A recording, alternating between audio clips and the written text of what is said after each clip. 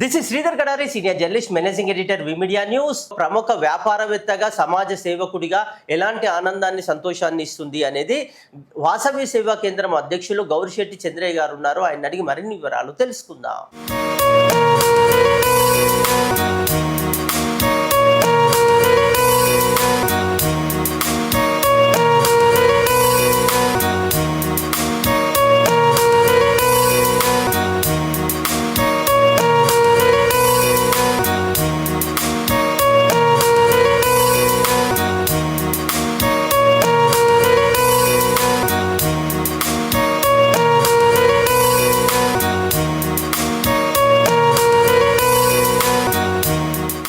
దేశం బాగుపడాలంటే యువత బాగుపడాలి. యువత బాగుపడింది దేశం బాగుపడదు.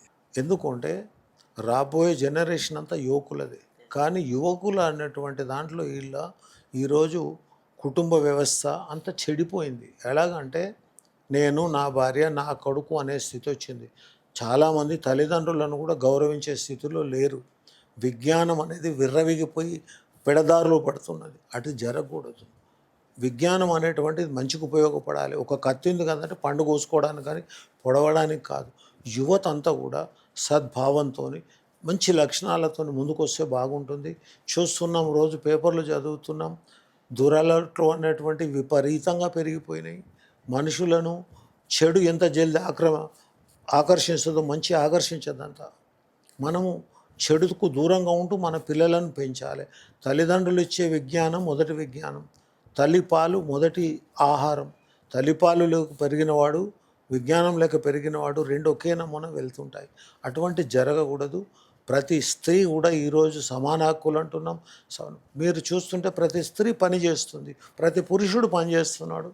ఇంటికి వచ్చినాక స్విగ్గీ కావాలి, మనం ఉండలేని. కానీ ఆహారము అలవాట్లలో కూడా చాలా మార్పు ఉంది.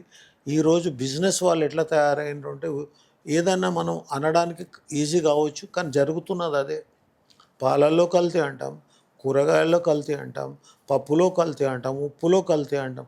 కల్తీ మనిషి జీవితం తిన్నప్పుడు వాడు కల్తీ మనిషిగా తయారైపోయే అవకాశం ఎక్కువ ఉంది. కాబట్టి ఇవన్నీ కూడా సమాజంలో మార్పు రావాలి. మార్పు అనేటువంటిది మనల ప్రయాణం మొదలు పెడితే మార్పు అయితే తప్ప ప్రయాణం మొదలు పెడిపోతే మార్పు కాదు. యువకులు ముందుకు రావాలి. నేను ప్రతి దగ్గర ఉన్న చోట్ల నేను యువకులను ముందుకు తెస్తాను. ఇప్పుడు వాసవి కాలనీలో ఆల్మోస్ట్ 50 మంది ట్రైన్డ్ యువకులు ఉన్నారు. సమాజ సేవకు, అష్టలక్ష్మి సేవకు, వాసవిమాత సేవకు, అష్టలక్ష్మి స్టోర్స్ సేవకు, సీనియర్ సిటిజన్స్ కూడా వాళ్ళకి ఈక్వలెంట్గా పనిచేస్తున్నారు. అది మార్పు రావాలి. మార్పు అనేటువంటిది ఒక కులములోనూ ఒక దగ్గర కాదు, సమాజం మొత్తం మార్పు రావాలి. కులం అనేది మనం ఏర్పాటు చేసుకున్నాం. అప్పుడు ఉన్నటువంటి 4-5 కులాలే నాకు తెలిసినాయి. క్షత్రియుడు, వైశ్యుడు, బ్రాహ్మణుడు, ఏదేదో ఇంకో వైట్ పెట్టుకున్నాం. కానీ అది పనిని బట్టి నిర్ణయించినటువంటిది. క్షత్రియుడు యుద్ధం చేయాలరా, వైశ్యుడు బిజినెస్ చేయాలరా, బ్రాహ్మణుడు పూజ చేయాలి, అట్లా నిర్ణయించేవాడు. కానీ ఈరోజు అది కాదు. సమాజంలో మార్పు వచ్చినప్పుడు మార్పును గౌరవించాలి, మార్పును ముందు తీసుకెళ్ళాలి. మార్పు సహజం. ఏది సహజం కాకపోయినా మార్పు సహజం. చేంజ్ అనేది ఇన్విటబిలిటీ అంటారు అన్నమాట. అది ఇన్ఫినిటీ కూడా ఉంటుంది.